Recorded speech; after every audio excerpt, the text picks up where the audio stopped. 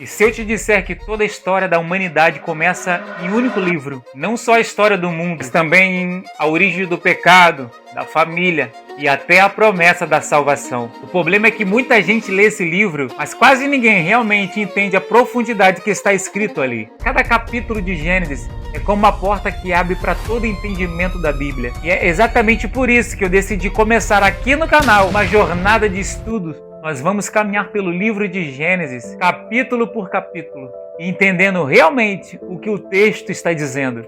Sem teologia complicada, sem linguagem difícil, apenas Bíblia sendo explicada de forma simples, clara e profunda. Bora estudar a palavra? Abra comigo a sua Bíblia no livro de Gênesis, capítulo 1, verso 1. A minha já está aberta. Está escrito assim: no princípio criou Deus os céus e a terra. Vamos dar um ponto aqui.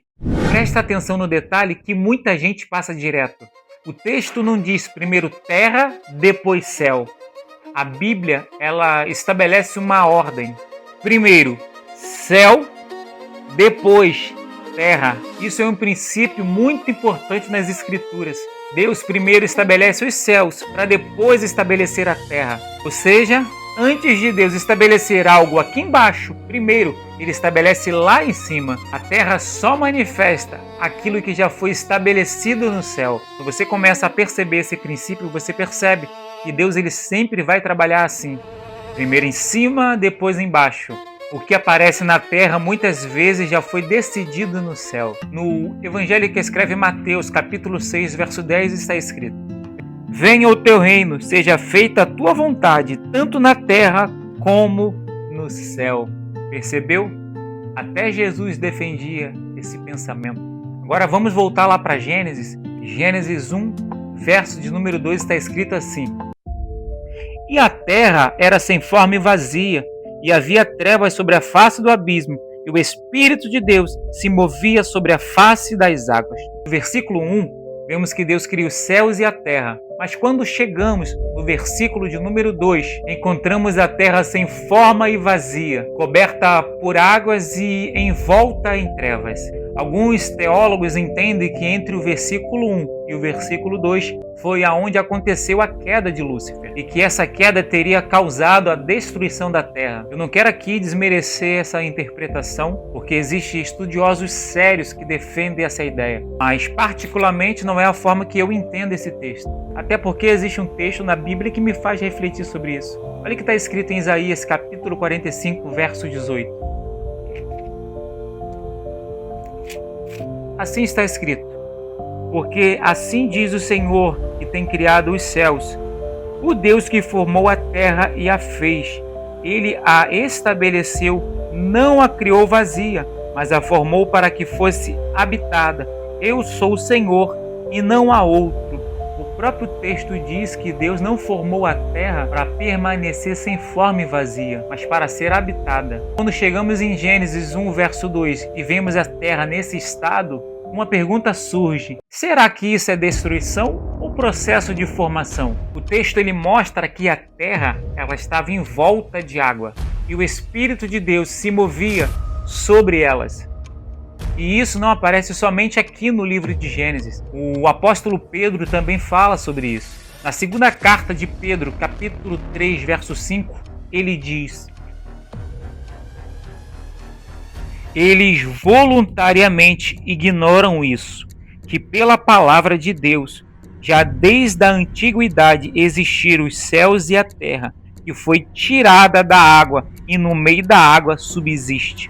A própria Bíblia mostra que a terra estava ligada às águas no seu processo de formação. Quando olhamos para essa cena descrita em Gênesis 1, verso 2, parece muito um processo de preparação, algo que ainda está sendo formado. É como se a criação estivesse no processo de gestação, esperando o momento certo para se manifestar. E quando continuamos lendo o livro de Gênesis, chegamos ao momento que Deus faz separação das águas, e então aparece a porção seca. Ali, a terra começa a se manifestar de forma organizada. É como se fosse o nascimento da criação visível. E isso aqui revela um princípio muito interessante.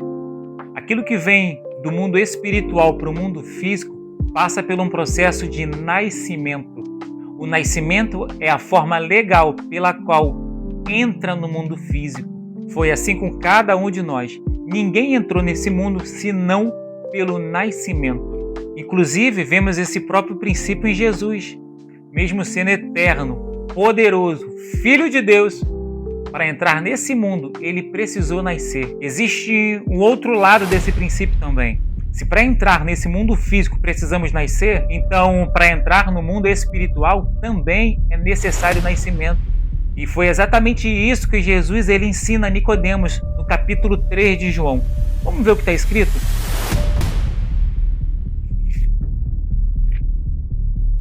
Verso de número 5. Jesus respondeu: na verdade te digo, que aquele que não nascer da água e do Espírito não pode entrar no reino de Deus. Existe um nascimento que nos coloca nesse mundo, mas existe um outro nascimento que nos permite entrar no reino de Deus.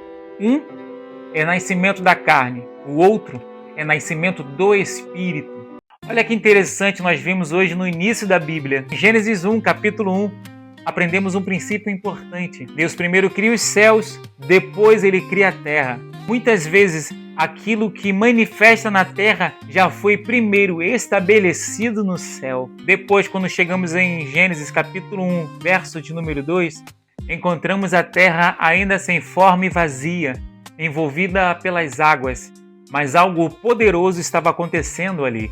A Bíblia diz que o Espírito de Deus se movia sobre a face das águas. Antes da manifestação organizada da terra, já existia um mover de Deus preparando aquilo que ia nascer. E isso nos revela um princípio espiritual muito profundo. Aquilo que entra no mundo físico precisa passar por nascimento.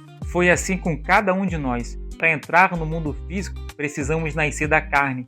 Mas para entrar no reino de Deus, é necessário nascer da água e do Espírito.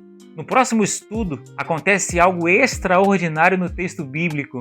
Deus ele vai liberar a primeira palavra criadora nas Escrituras.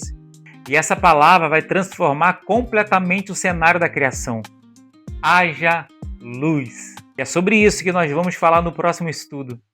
Bora estudar a palavra?